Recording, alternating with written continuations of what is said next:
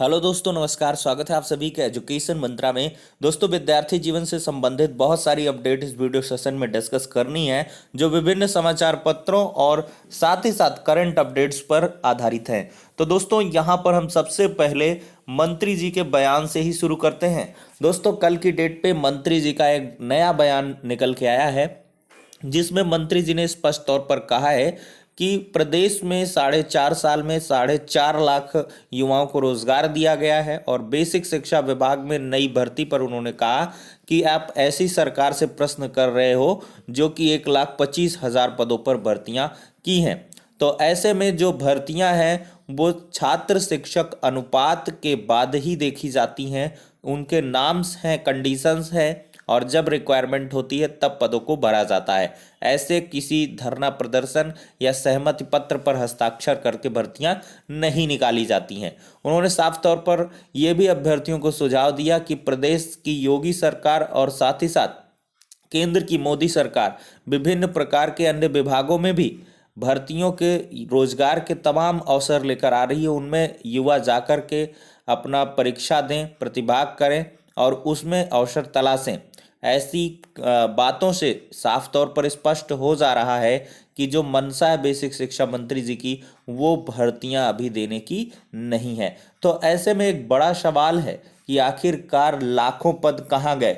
2017 में जब योगी सरकार बनी थी तब प्रदेश में भारी संख्या में लाखों पदों पर भर्तियां होनी थी। और ऐसे में देखा जाए तो जो 1,37,000 पदों पर शिक्षा मित्रों का समायोजन निरस्त हुआ सुप्रीम कोर्ट से, तब की डेट में जो पद खाली हुए थे, यानी कि उनके समायोजन निरस्त से उन्हीं पदों को प्रदेश सरकार ने भरा है। लेकिन तब से एक तरीके से देखा जाए तो 5 साल का वक्त बीतने को है। ऐसे में नई प्राथमिक शिक्षक भर्ती आखिरकार कहाँ देखने के लिए मिली है। और इसके पहले जो एक और भर्ती हुई 12,460, वो सपा सरकार की भर्तियां थी। तो ऐसे में एक बड़ा सवाल आता है, आखिर फिर भी 1,37,000 पदों पर जो 68,500 शिक्षक भर्ती की 22,000 सीटें हैं, वो पद भी यहाँ पर खाली हैं। तो उन पदों पर आखिरकार बेसिक शिक्षा मंत्री जी क्यों मौन हैं। और उनके द्वारा कहा भी जाता है कि 69,000 में एक भर्ती के पद दूसरी भर्ती में नहीं जोड़े जाएंगे। तो आखिरकार वो 22,000 पद खाली हैं, तो क्या उन पर भी नई शिक्षक भर्ती नहीं की जा सकती है? अगर छात्र शिक्षक अनुपात मेंटेन्ड हो गया है तब भी वो 21,000 पद तो हैं ही। और साथ ही साथ देखा जाए तो सुप्रीम कोर्ट में जो हलफनामा है 51,112 पदों पर का खाली का, और साथ ही साथ वहां पर राज्य सरकार ने यह भी कहा था कि इस भर्ती को पूर्ण करने के बाद हम एक और भर्ती दे रहे हैं बेसिक शिक्षा विभाग में। उसमें शिक्षा मित्रों को एक अतिरिक्त अवसर दिया जाएगा, उसमें जाकर के वो लोग अप्लाई करेंगे और हमको कोई इसमें दिक्कत नहीं है। और जज साहब ने इस बात को कोट भी किया था और ऐश्वर्या भाटी मैम के द्वारा बहस के दौरान कहा गया, और वही चीज़ें साफ तौर पर आपको ऑर्डर में देखने के लिए भी मिल जाएंगी। लेकिन यहाँ पर आखिरकार वहाँ के 51,000 पद, 22,000, 68,500 शिक्षक भर्ती के पद, और इधर तकरीबन 3 साल में रिटायरमेंट के पदों पर आखिरकार देखा जाए तो लाखों पद यहाँ पर दिखाई पड़ रहे हैं। तो क्या सारे के सारे पद जो छात्र शिक्षक अनुपात में समाहित हो गए? ये एक बड़ा सवाल है और अभ्यर्थियों का दावा भी है कि अगर लाखों पद खाली न निकले तो वो आगामी जो भी भर्ती आएगी उसमें आवेदन नहीं करेंगे। बीएड डीएलएड पास अभ्यर्थियों का साफ तौर पर यह दावा है। और बेसिक शिक्षा मंत्री जी के ऊपर तमाम सारे सवालिया निशान लगाए जा रहे हैं कि आखिरकार ये लाखों पद कहाँ गए हैं। तो आप लोग भी इस पर अपनी राय अवश्य दें। चलिए बढ़ते हैं अगली अपडेट की तरफ। टीजीटी पीजीटी धांधली पर सुनवाई की डेट दोस्तों नज़दीक है। याचिका फाइल हो गई है और जो याचिका की सुनवाई की तिथि है वो मंगलवार को समझ में आ रही है। यानी कि मंगलवार की डेट में जैसे ही कोर्ट खुलती है तो आपके मैटर की सुनवाई हो जाएगी मंगलवार को।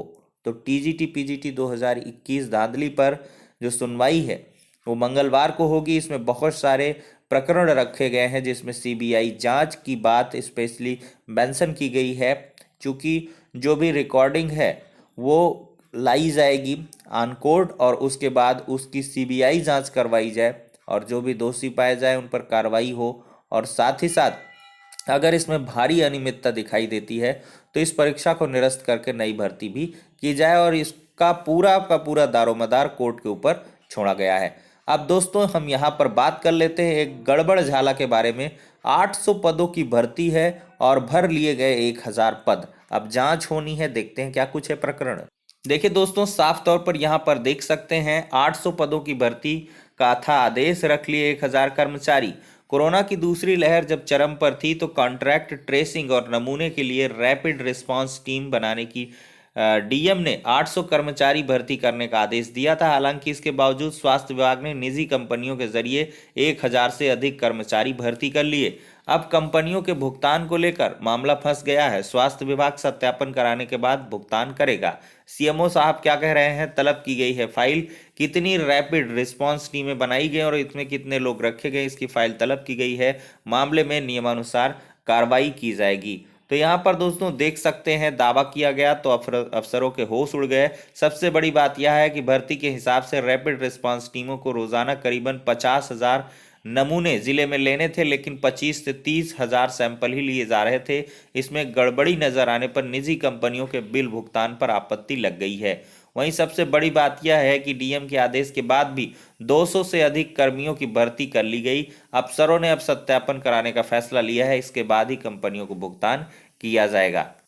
अब दोस्तों यहाँ पर देखते हैं ओ लेवल वाले ही दरोगा भर्ती आवेदन के योग्य हैं। बीटेक, बीएससी कंप्यूटर साइंस और बीएससी करने वाले अभ्यर्थियों को हाईकोर्ट से झटका लगा है। 609 पदों पर भर्ती का मामला है। हाईकोर्ट ने रद्द किया है एकल पीठ का आदेश।